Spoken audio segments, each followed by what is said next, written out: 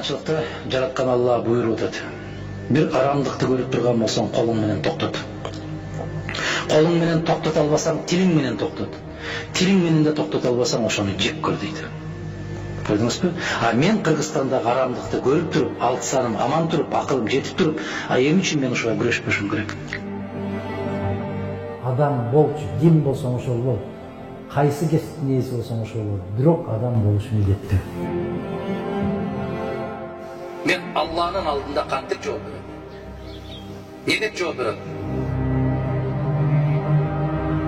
Биз Кудайдан үмүт кылбай, пендеден үмүт кылабыз да. Рызкыны кызмат бербейт. Рызкыны жараткан берет.